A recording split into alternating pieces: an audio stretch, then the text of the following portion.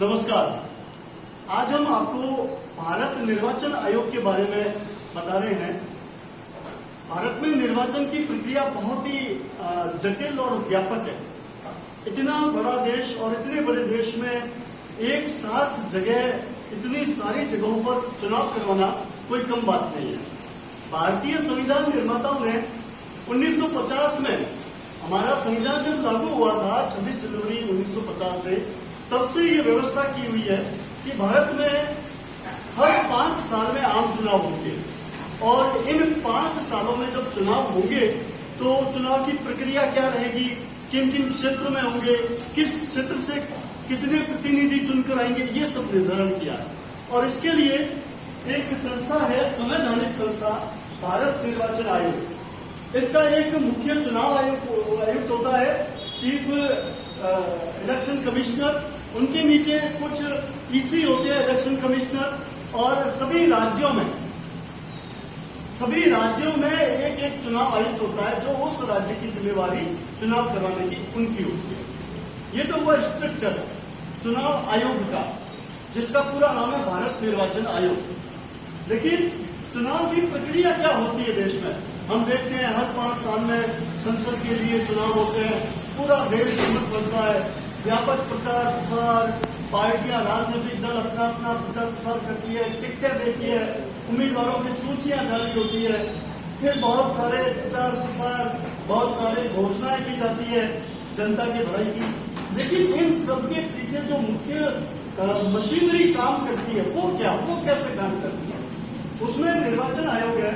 सबसे पहले जब चुनावों की घोषणा होती है उससे भी पहले मतदाता सूचियों को बनाने का काम करती है। अब मतदाता सूचियां तो बनी हुई है, लेकिन प्रतिवर्ष उन मतदाता सूचियों का अपडेशन होता है, यानी पुनरीक्षित मतदाता सूची कार्यक्रम, मतदाताओं का पुनरीक्षण कार्यक्रम प्रतिवर्ष होता है। उसमें 1 जनवरी उसकी आगामी 1 जनवरी निर्धारित तारीख होती है।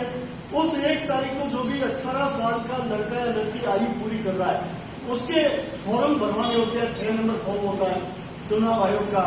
बीएलओ अपने अपने क्षेत्रों में जो बीएलओ होते हैं, बूथ लेवल अधिकारी, बूथ लेवल ऑफिसर, वो फॉर्म लेते हैं और उसमें नए नाम लिखते हैं। कुछ लोगों का स्वर्गवास हो चुका होता है, उनके नाम हटाते भी है।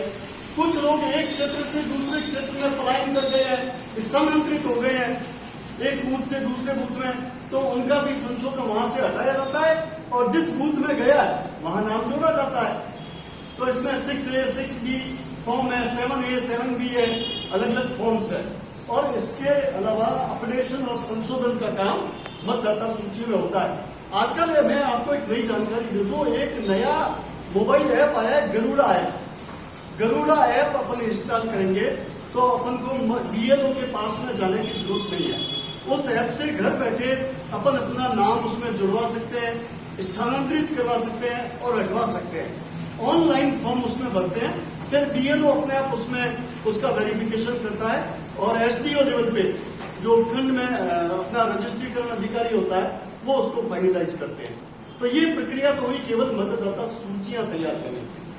अब मतदाता सूचियां तैयार हो गई, उसके बाद में और उससे पहले चुनाव क्षेत्रों का निर्धारण होता है, सीमांकन होता है। ये हर बार नहीं होता, ये 10, 15, 20 साल में एक बार होता है।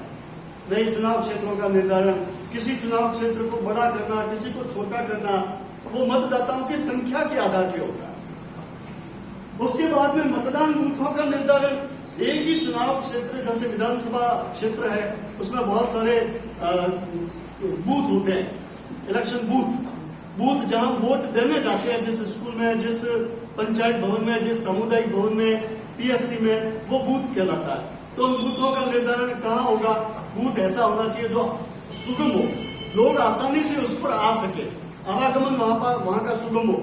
ऐसा नहीं कि ऊंची पहाड़ी पे हो या कोई रेतीले धोरे पर हो बहुत ऊंचा, या कंक्रीट में जहां कांटे पेड़ पौधे झाड़ियां वहां हो, ऐसा नहीं। साफ सुथरी जगह जहां आम मतदाता आसानी से वोट डालने जा सके, वो बूथ होता है। तो इसका निर्धारण भी चुनाव आयोग अपने नीचे के अधिकारियों के माध्यम से करता है। उसके बाद में चुनाव तारीखों की आधिकारिक घोषणा, यानी चुनाव कब होंगे, कितने चरणों में होंगे, किस क्षेत्र में किस तारीख को चुनाव होगा, अधिसूचना जारी की जाती है। भारत निर्वाचन आयोग द्वारा अधिसूचना जारी की जाती है कि भाई अमुक क्षेत्र में इस तारीख को चुनाव होगा। इस दिन से जिस दिन घोषणा होती है उससे पहले ही चुनाव आचार संहिता लागू हो जाती है। चुनाव आचार संहिता का पालन सभी राजनीतिक दलों को करना होता है, समझ गए। और इसमें क्या है कि कोई लोक लुभावनी घोषणा नहीं कर सकते हैं, कोई किसी को लालच नहीं दे सकते हैं। चुनाव के मत लेने के लालच में कोई भी दल कोई ऐसा भलाई का काम उस दौरान नहीं कर सकता।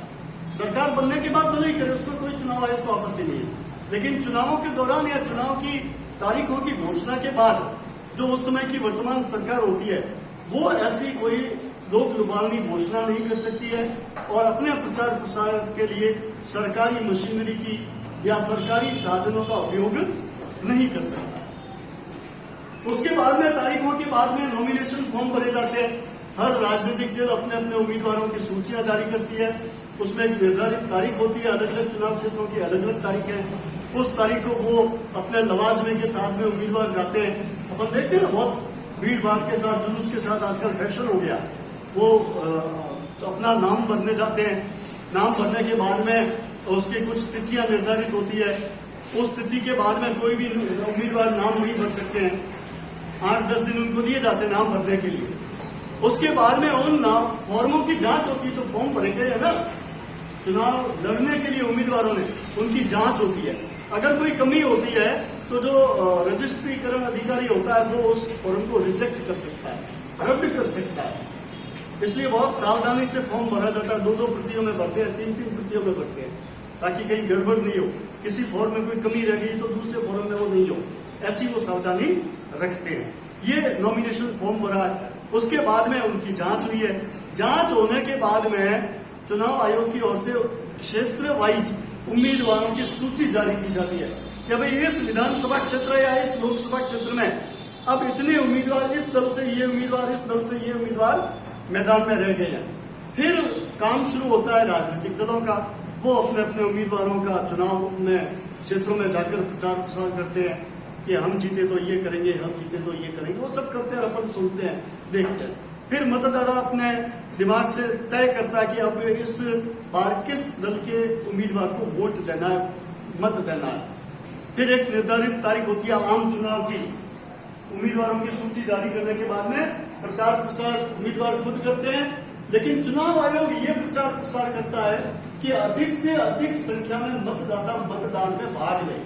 इस जो लोकतंत्र का एक महा उत्सव होता है आम चुनाव, उसमें भाग लें और वो अपने मतदाता पहचान पत्रों के माध्यम से अधिक मतदाता उपयोग करके भाग ले, ज्यादा से ज्यादा वोटिंग करें।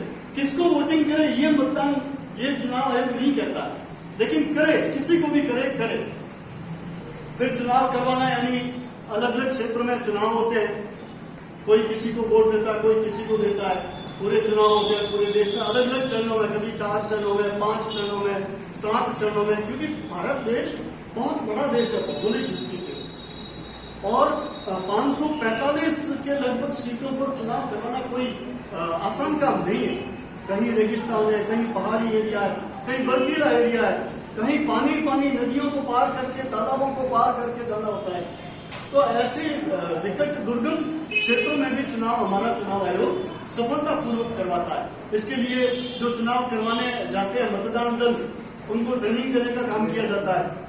उनको ट्रेनिंग दी जाती है कि कैसे चुनाव करवाना, कैसे आपको मतदाता सूचियां बनानी है, क्या करना है, कहाँ किस टेबल पे एजेंट कैसे नियुक्त करने हैं, कितने बजे से कितने बजे तक चुनाव होगा, टेंडर वोट कैसे होगा, ये सब चीजें उनको समझाई जाती है। और वही सरकारी मशीनरी जाके चुनाव आयोग के अंदर में रहती है। जब चुनाव होते हैं, सारी की सारा जो सरकारी मशीनरी कार्मिक अधिकारी होते हैं वो चुनाव आयोग के अधीन ऑटोमेटिकली आ जाते हैं।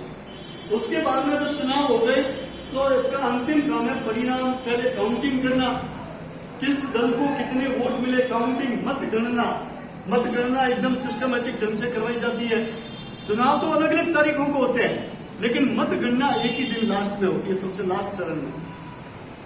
और जिस दल को जितनी ज्यादा सीटें मिलती है उस दल के उम्मीदवार को चुनाव आयोग द्वारा प्रमाण पत्र लेकर निर्वाचित घोषित किया जाता है और उसको शपथ दिलवाई जाती है कि मैं भारत के संविधान के अंतर्गत जो मुझे दायित्व सौंपे गए हैं उनका निर्वहन करूंगा।